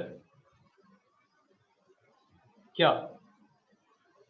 where power radiate is maximum, power radiate is maximum. एक particular wavelength के लिए जहां पे पावर रेडिएट मैक्सिमम है। और टी क्या है? Temperature of black body. तो तीन पर्टिकुलर ब्लैक बॉडी है, उसका अगर आपको ग्राफ दे दिया उन्होंने ऐसा, तो इस ऊपर वाले ग्राफ में बताओ किसका टेम्परेचर ज्यादा होगा, किसका कम होगा। ऐसा ही पूछा, ऐसे ग्राफ दे दिया, यहाँ पे बोला है पावर है, ये power radiate with respect to lambda, और इधर है आपका लैम्बडा वेवलेंथ। तो इसमें टेम्परेचर का क्या ए रिलेशन का है? ज्यादा करेक्ट। और सी का टी कम। A is greater than T B is greater than T C. तीन ब्लैक बॉडी के लिए कर्व बना है आपने। तो आपको ऐसे बोला नहीं है कि लैम्बडा एम ये, दिख से आपको पता चलना चाहिए कि किसका लैम्बडा एम ज्यादा है। सी का ज्यादा है तो सी का टेम्परेचर सबसे कम होगा, क्योंकि इनवर्सली प्रोपोर्शनल। ठीक है, तो यहाँ पे lambda M is equals to क्या आएगा? एक कांस्टेंट बाय टी, राइट। अगर आप करना चाहो तो lambda M into T equals to क्या लिख सकते हो, कांस्टेंट। तो कांस्टेंट का वैल्यू कितना होगा, बी, बताओ, मैं ही बताऊं, बताता हूं, ठीक है। बी का वैल्यू आपका होता है, कितना होता है मेरे को भी नहीं पता, 1.38 ऐसे कुछ तो भी होता है, देखो। बी को क्या बोलेंगे, किसका लॉ है, वेन्स का लॉ है, तो वेन्स कांस्टेंट या फिर veins displacement law constant, basically proportionality constant है, ठीक है। देखो अगर आप बोलना चाहो दो ब्लैक बॉडी आपके पास, तो lambda m1 t1 is equals to lambda m2 t2। तो अगर दो ब्लैक बॉडी है, उसको आपको वेवलेंथ पता है जहाँ पे पावर मैक्सिमम है, तो एक का टेम्परेचर पता है तो दूसरे का टेम्परेचर आप निकाल सकते हो। लेकिन कंडीशन क्या चाहिए, दोनों शुड बी ब्लैक बॉडी, ये नोट कर लो, बहुत इंपॉर्टेंट है वेन्स डिस्प्लेसमेंट लॉ। ये ग्राफ किसी को समझ में नहीं आया तो बताओ मेरे को, ये डायरेक्ट इन तीन ब्लैक बॉडी का टेम्परेचर रिलेशन पूछेगा आपको और कुछ गिवन नहीं है, बताओ प्रथमेश, प्रथमेश आपने हाथ ऊपर एक किया, बार हाँ। वापस बताओ ना, एक बार देखो वापस बताओ ना, ग्राफ को यहाँ पे देखते ही, कनेक्शन इशू हो रहा है। ठीक है, ग्राफ को देखते ही आपको क्या चेक करना है, ग्राफ का मैक्सिमम पावर का लैम्बडा एम। तो आपको ग्राफ को देखते ही पता चलेगा कि किसका लैम्बडा एम ज्यादा है। तो पहले मैंने लैम्बडा एम का रिलेशन देख के निकाला कि सी का ज्यादा है, फिर बी का, फिर ए का, राइट। ये आपको पता चला कि नहीं, बताओ, लैम्बडा एम का रिलेशन हाँ सर, पता चला। वो तो पता चला। फिर उससे उल्टा रिलेशन टेम्परेचर का होगा, क्योंकि इनवर्सली प्रोपोर्शनल है, जिसका लैम्बडा ज्यादा है उसका टेम्परेचर कम है, ऐसा बोल रहा है वेन्स कि भाई inversely proportional to temperature of black body है वो लैम्बडा एम,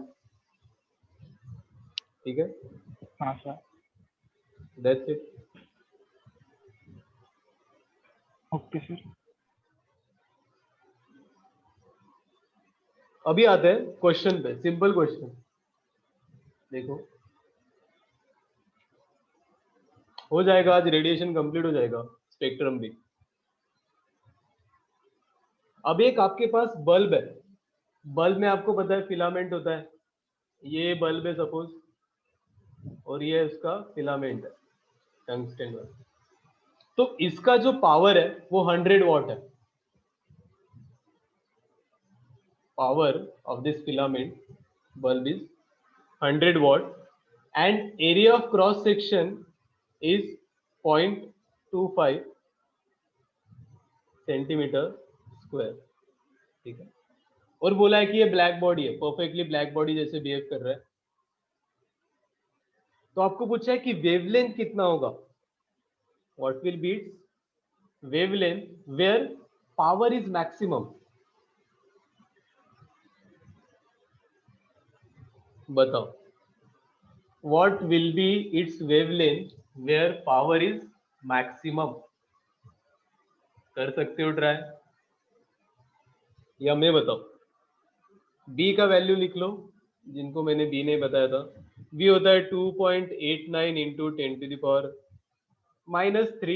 मीटर केल्विन, जिसमें लैम्बडा किसमें, मीटर्स में, टेम्परेचर है केल्विन में, वेन्स डिस्प्लेसमेंट लॉ वाला कांस्टेंट।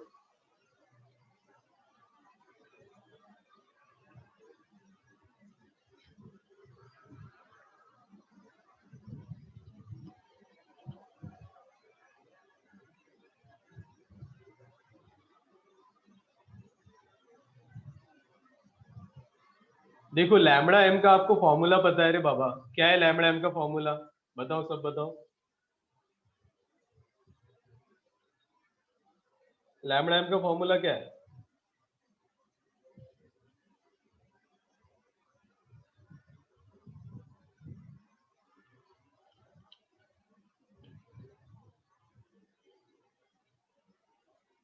क्या है लैम्बडा एम का फॉर्मूला, वेन्स डिस्प्लेसमेंट लॉ ने यहाँ पे मैंने लिख के दिया है एकदम क्लियर, क्या दिख रहा है? b by t. b by T. अब आपको b पता है, बस t निकालना है। t कैसे निकालेंगे रे बाबा? t कैसे निकालेंगे? t अगर आपको आ गया टेम्परेचर ऑफ ब्लैक बॉडी तो आप आंसर निकाल दोगे अपने आप। t कैसे निकालेंगे बताओ?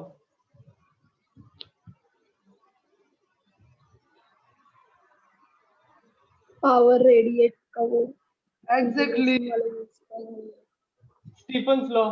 पावर क्या बोलता है स्टीफन्स लॉ में? Sigma A T to the power 4। तो पावर दिया उसने कितना? 100। सिग्मा कितना होता है? 5.67 इंटू 10 टू द पावर -8।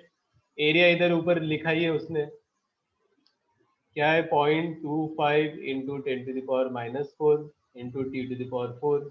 यहाँ से टेम्परेचर आ जाएगा। कितना आ रहा है बताओ?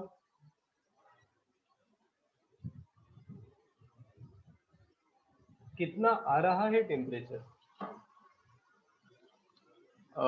12 हो जाएगा, 0.25, 4 हो जाएगा, 400 डिवाइडेड बाय 5.67 इंटू इधर ले लो 10 क्यूब, और इसका आपको 1/4 रूट निकालना है। ठीक है, फिर 400 बाय 5.67 कितना होता है? बोलो। सिंपल कॉन्सेप्ट है ना। आपको स्टीफन्स लॉ और स्टीफन्स लॉ और वेन्स डिस्प्लेसमेंट लॉ दोनों को यूज करना है साइमल्टेनियसली। पहले स्टीफन्स लॉ से आप टेम्परेचर निकाल दोगे ब्लैक बॉडी का। 70.5 है क्या? 70.5 है क्या रे बताओ? 70.54. 70.5 नहीं, मतलब उसका वो भी तो निकालो रूट, 4th रूट कैसे निकालता है? टू द पावर 0.5 कर दो, 0.25। तो ये आपको आएगा 2898 kelvin. This will be the temperature of black body. फिर लैम्बडा बी कितना, सॉरी लैम्बडा एम कितना होगा फिर बताओ? बी कितना है आपका? 2.89 into 10 to the power -3 divided by 2898। What will be the answer? ये कैंसिल हो गया ये सब, तो 3 10 टू द पावर 10 क्यूब -6 हो जाएगा, राइट? तो 10 to the power 10 into 10 to the power -7 metres. तो क्या लिख सकते हैं इसको? 10 to the power 4 into 10 to the power -10 metre, तो हो जाएगा 10,000 आर्मस्ट्रॉन्ग। ठीक है, this will be the wavelength where power is maximum. किसका? टंगस्टेन में से जो हीट रेडिएट हो रहा है उसका। ठीक है,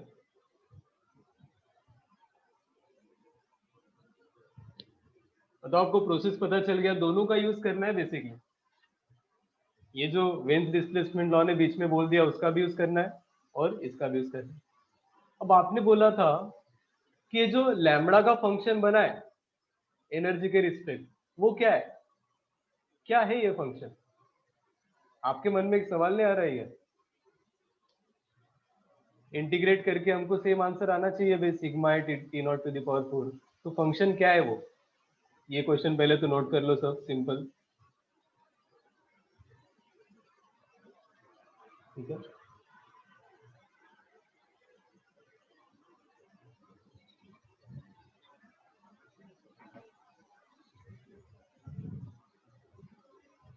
तो फिर इसने इसमें थोड़ी सी मेहनत प्लैंक्स ने की, तो प्लैंक्स का अपना थ्योरी आया, प्लैंक्स रेडिएशन थ्योरी, ठीक है। राइट राइट, उससे सब प्रूव हो जाता है, सब दुनिया भर की चीजें।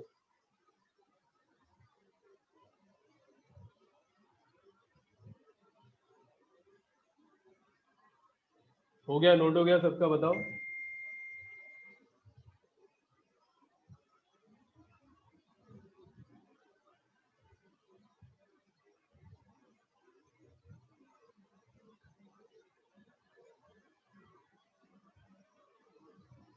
ठीक है, तो फिर थोड़ा प्लैंक्स बाद में आया, वो बोला कि यार तुमने इक्वेशन तो दिया नहीं, बस वो रिलेशन बता के चले गए, तो मैं इक्वेशन निकालता हूँ, देखो। तो प्लैंक्स ने अपना इक्वेशन दिया, जो कि बाद में प्रूव भी हुआ, सही भी है, प्लैंक्स रेडिएशन थ्योरी।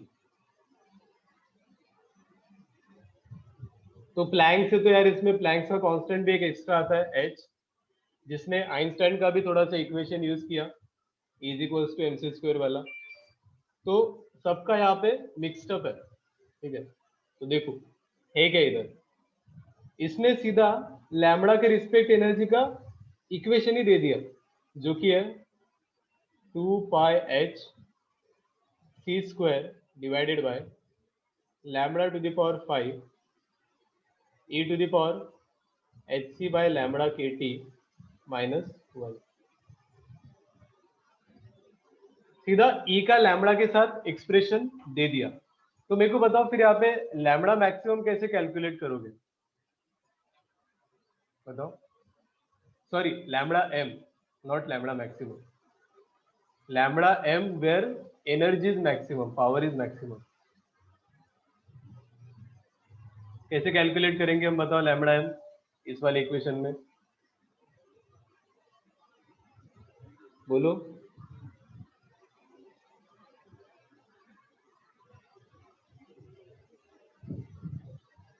अरे आपका एनर्जी से रिलेटेड ये इक्वेशन आया था, E lambda with respect to lambda. अब ये जो वैल्यू है वो लैम्बडा m है, इसको कैलकुलेट करने के लिए क्या करना पड़ेगा मेरे को, ये जो कर्व है उसका स्लोप 0 करना पड़ेगा, मतलब d E lambda by d lambda will be 0, तब आपको लैम्बडा m का वैल्यू आएगा, करेक्ट।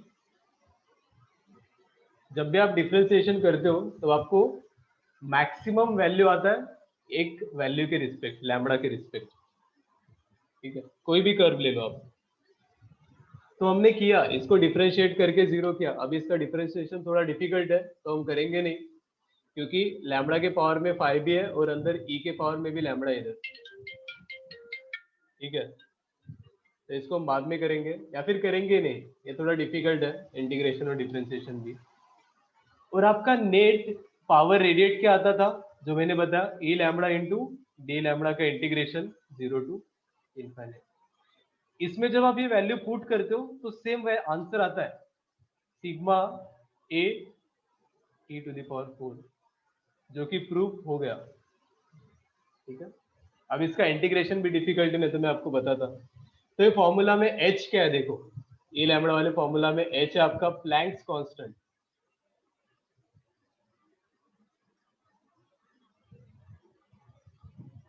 इक्वेशन मैंने लिखा है 2 pi h c square divided by lambda to the power 5, और ब्रैकेट के अंदर लिखा है मैंने e to the power hc by lambda kt, ठीक है। जिसमें h क्या है, प्लैंक्स कांस्टेंट है, c क्या है, स्पीड ऑफ लाइट है, उस पर भी एनर्जी डिपेंड कर रहा है, करेक्ट। क्योंकि आप कोई भी सोर्स देखो जो रेडिएट करता है, high amount of energy radiate करता है, तो वो लाइट के साथ रेडिएट करता है। जैसे सन लेते हो आप या फिर बल्ब लेते हो, करेक्ट, उसका हीट ज्यादा है, पावर ज्यादा है जो रेडिएट कर रहा है, तो उसके पास लाइट भी है। अब आपके पास पावर ही नहीं है, तो आप कहाँ से लाइट दोगे, करेक्ट। आपकी हीट रेडिएट हो रही है, लेकिन compare to them is very small, so you are not the source of light।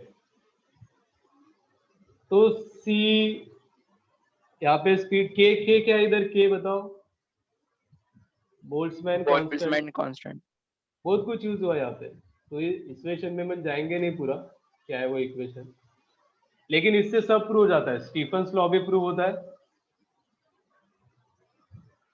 और लैम्बडा एम निकालते हो तो आपको lambda M is inversely proportional to temperature आता है, तो इससे वेन्स डिस्प्लेसमेंट लॉ भी प्रूव हो जाता है प्लैंक्स थ्योरी से। तो अल्टीमेट काम किसने किया यहाँ पे, प्लैंक्स ने किया। This will be a proof of Planck's, sorry Planck's theory, Wien's displacement law.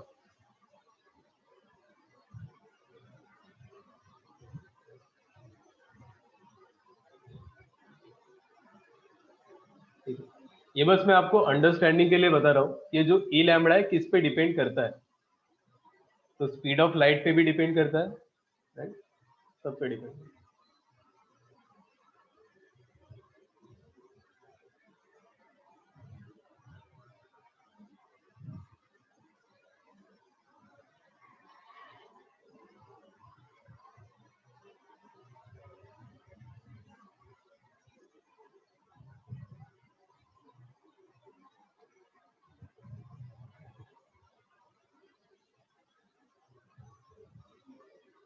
एक और क्वेश्चन करते हैं हम लास्ट, फिर ये टॉपिक हो गया हमारा यहीं पे खत्म। ठीक है,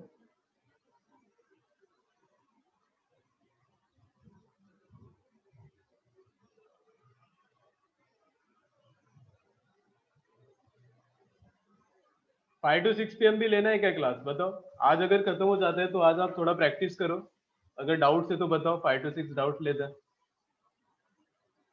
ठीक है, या फिर और थोड़े इंटरेस्टिंग क्वेश्चन करते हैं सन से रिलेटेड।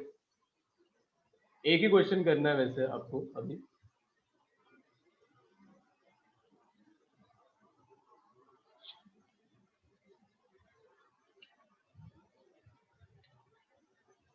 और पूरा रियल लाइफ बेस्ड क्वेश्चन है, आपको समझना चाहिए कि हो क्या रहा है वहां पे।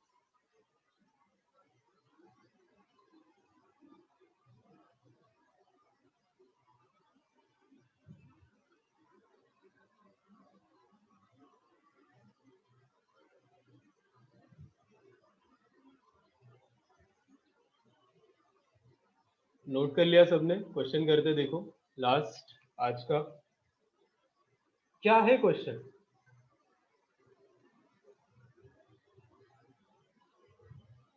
क्वेश्चन में पहले तो बोला है कि भाई ये वाला जो है आपका, वो तो ई लैम्बडा का जो रिलेशन है वो ऐसे होता है, क्वेश्चन में मेंशन है, बाय द वे पैराग्राफ है ये एडवांस का कोई, ये वैल्यू है आपका lambda M where power radiate is maximum, ठीक है। अब उसने बोला है बी जो है वो वेन्स कांस्टेंट है, ठीक है, और सी जो है वो स्पीड ऑफ लाइट है।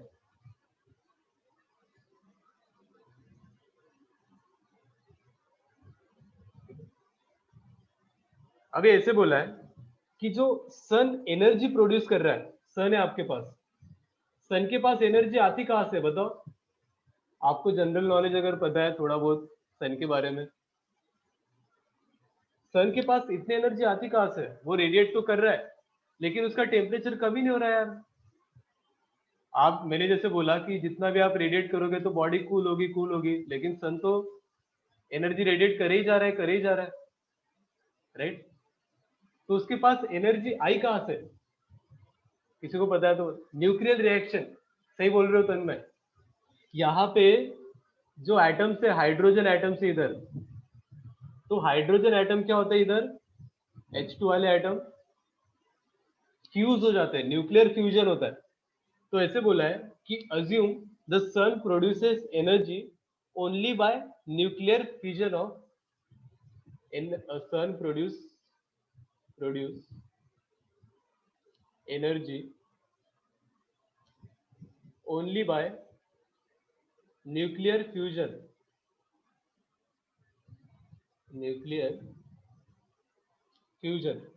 of hydrogen nuclei. आप देखोगे सन क्या है, कॉम्बिनेशन ऑफ हाइड्रोजन एटम्स बहुत सारे हाइड्रोजन एटम्स है उसके पास, और उसमें क्या हो रहा है, हमेशा हीट रेडिएट होता है, क्योंकि अंदर सन के अंदर हीट प्रोड्यूस हो रहा है बाय न्यूक्लियर फ्यूजन, ठीक है, right.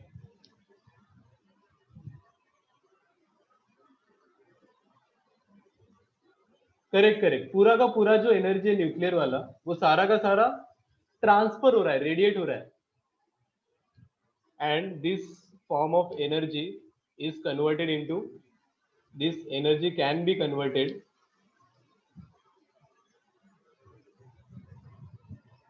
into which energy, radiation, मतलब रेडिएशन के थ्रू क्या कर रहा है वो, हीट फ्लो कर रहा है उसके अंदर की एनर्जी, राइट। तो सन एमिटी कर रहा है, एमिटी कर रहा है, एमिटी कर रहा है, ठीक है। तो आपको टाइम निकालना है, what will be the time, कितने टाइम के बाद सन एनर्जी एमिट करना बंद करेगा। यहाँ पे मास ऑफ हाइड्रोजन एटम है, hydrogen atom is small M, ठीक है। लैम्बडा एम आपको पता है, यहाँ पे ग्राफ में दिया हुआ है, ई लैम्बडा भी पता है। ई जो है वो energy of, sorry, charge of electron है, ठीक है। तो यहाँ पे क्वेश्चन क्या पूछा है, how long will the sun keep on emitting the energy, कितने टाइम तक सन एनर्जी एमिट करता ही रहेगा, मतलब कितने टाइम तक न्यूक्लियर फ्यूजन होते ही रहेगा, ये आपका क्वेश्चन है बेसिकली। और इसके ऑप्शन भी है, option A, E M C square lambda M to the power 4 divided by pi R square, R is radius of sun by the way, sigma B to the power 4। Option B है E M C square lambda M to the power 4 divided by 4 pi R square sigma B to the power 4। Option C है E M C square lambda M to the power 4 divided by 2 pi R square sigma B to the power 4। तो बताओ कितने time तक सन आपको heat देगा, मतलब heat emit करेगा। एक पर्टिकुलर टाइम होगा, उसके बाद तो न्यूक्लियर रिएक्शन बंद हो जाएंगे ना। कब बंद होंगे, जब उसका पूरा हाइड्रोजन एटम ही खत्म हो जाएगा। थोड़ा सा सोचो, पैसेज था एक एडवांस में आया हुआ है,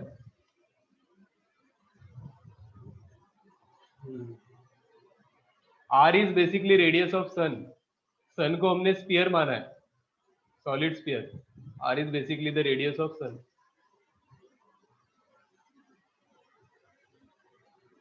काफी इंटरेस्टिंग है, फिर आप यहाँ पे वैल्यू पुट करके वो टाइम भी निकाल सकते हो, कितने सालों तक सन हमको हीट देगा। तो ऐसा नहीं है कि हमेशा देगा, ऐसा एक टाइम आएगा जब सन एनर्जी देना बंद करेगा, अपनी लाइफ खत्म हो जाएगा, ठीक है।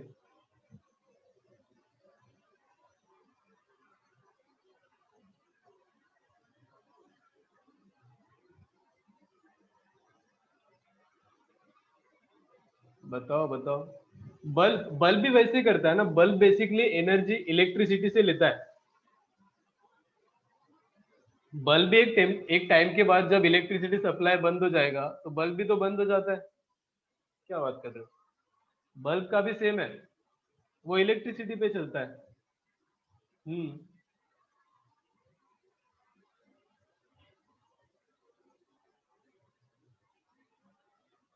Right right.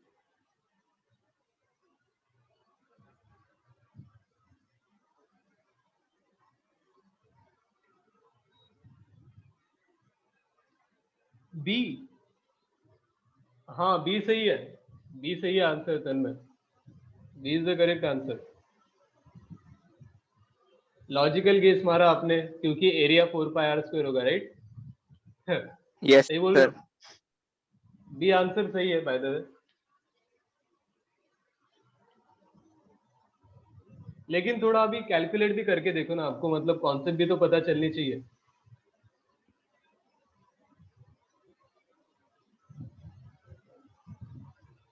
बहुत ही सिंपल है। देखो पावर क्या होता है, power A sigma T to the power 4, पता है आपको, सबको पता है, सही है। पावर को हम क्या लिख सकते हैं, energy by time d by d t. Power basically क्या होता है, एनर्जी पर unit time is equals to A क्या होगा, surface area which is 4 pi R square, से बोल रहे हो तन्मय आप, सरफेस के थ्रू रेडिएशन हो रहा है, into sigma into T to the power 4। अभी बस मेरे को देखना है कि एनर्जी क्या होगी जब न्यूक्लियर फ्यूजन हो रहा है, तो कितनी एनर्जी ये हो रही है, प्रोड्यूस हो रही है। तो एनर्जी प्रोड्यूस होती है आपकी, अगर उसका मास m है, चार्ज E है, तो E m c square, this will be your nuclear energy, Einstein वाली, ठीक है। तो एनर्जी को क्या लिखेंगे हम, E m c square divided by time into 4 pi R square sigma. अब आपको पता है lambda m is equals to क्या है, b बाई टी। तो टेम्परेचर को क्या लिख सकते हो आप, b by lambda m, right. तो टेम्परेचर को लिखेंगे b बाय लैम्बडा m, तो b to the power 4 by lambda m to the power 4। तो कुछ डिफिकल्ट क्वेश्चन है क्या, बताओ ये। एक एनर्जी जो प्रोड्यूस हो रही है, nuclear energy E M C square, वही किस में कन्वर्ट हो रही है, रेडिएशन में। तो टाइम आ जाएगा आपको E M C square lambda m to the power 4 divided by 4 pi R square sigma b to the power 4, that's it. 2 step में आंसर है इसका।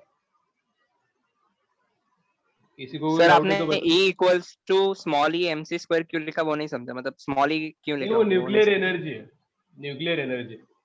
आपको पता होगा mc स्क्वायर क्या होता है, एनर्जी ऑफ ए फोटोन, ऐसा कुछ तो था। Photon, right. अभी हाइड्रोजन एटम में कितने नंबर ऑफ, जब हाइड्रोजन आप बोलते हो तो हाइड्रोजन में कितने इलेक्ट्रॉन है बताओ, एक ही है। एक ही है। तो एक के लिए चार्ज हम ई से मल्टीप्लाई कर देंगे, ठीक है। तो ये होता है okay E sir. M C square, nuclear energy होता है बेसिकली, जो बाद में क्या हो रहा है, रेडिएट हो रहा है, तो उससे बस आपको इक्वल करना है, दैट्स इट। 2 स्टेप में है, लेकिन अगर आप, ये सही भी है, इसको आप सारी वैल्यू डाल दो। ई का वैल्यू क्या होता है, 1.6 into 10 to the power minus 19 coulomb charge. उसके बाद मास का वैल्यू डाल दो, तो ये आंसर आपको कितना आता है पता है, टाइम। अगर आप सेकंड्स को फिर ईयर्स में कन्वर्ट करते हो, फिर भी 5.87 into 10 to the power 83 years का क्या मतलब है, बताओ। सन लाइट इमिट नहीं करेगा इसके बाद। इतने टाइम के बाद लाइट इमिट नहीं करेगा, मतलब इतने ईयर्स तो करेगा ही करेगा। कितने ज्यादा ईयर्स हो, 10 टू द पावर 83 क्या होता है, बहुत होता है। लेकिन आगे जाके एक ऐसा टाइम आएगा इतने साल के बाद कि सन अपना लाइट एमिट करना बंद करेगा, क्योंकि हाइड्रोजन एटम खत्म हो गए उसके पास, ठीक है। हाँ ये फैक्ट भी है, सही बात है, इसमें कुछ गलत नहीं।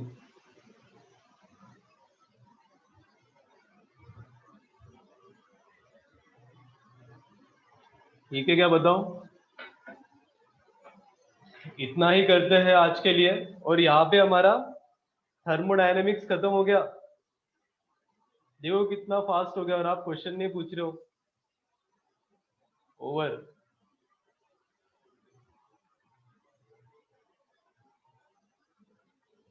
फिर भी पूछ रहा हूँ मैं, बताओ किसी को डाउट है तो अभी और कर सकता है, नहीं तो नेक्स्ट क्लास से हम प्योर क्या स्टार्ट करने वाले हैं, बताओ। रोटेशन। तो आपको, हाँ आपको एक बार मैकेनिक्स थोड़ा पढ़ के आना पड़ेगा, ठीक है, सब भूल गए होंगे ना अब तक तो? भूल गए कि नहीं बताओ? हेलो हेलो हेलो हेलो, अब तक तो सब भूल गए होंगे ना? वही थोड़ा याद करके आओ नेक्स्ट क्लास में। हाँ वही वही, थोड़ा पीछे वाला रिवाइज करते रहो ना तो भूलोगे नहीं। एक वो मेथड भी होता ही है, मैं आपको बताऊंगा नेक्स्ट क्लास में। ठीक है, आज के लिए इतना ही करते हैं। कुछ डाउट हो तो बताओ, बाकी ये नोट शेयर करना है या फिर जरूरत नहीं है? लास्ट क्लास के भी नहीं किए थे गेस मैंने। हाँ सर, लास्ट क्लास और इसका शेयर कर दीजिए। ठीक है, कर देता हूँ फिर। चलो और सर मिलते हैं नेक्स्ट क्लास एक में। हाँ बोलो बोलो। सर, ये रोटेशनल के लिए बेसिक्स क्या चाहिए, मतलब प्री रिक्विजिट्स? बेसिक आपको वो सेंटर ऑफ मास और इंटीग्रेशन वाला कॉन्सेप्ट पढ़ के आओ, ठीक है बस। Okay sir. और जो भी फोर्स से रिलेटेड है, न्यूटन लॉ ऑफ मोशन मेरे को क्लियर चाहिए उसके लिए। फ्रिक्शन कैसे लगता है, फोर्स कैसे लगता है, ठीक है। चलो bye bye bye bye bye bye bye, मिलते हैं नेक्स्ट बाय क्लास सर। में। Bye bye, thank you. इसके बाद कोई क्लास लेना आपका, एंड कर रहा हूँ मैं फिर भी। चलो बाय बाय।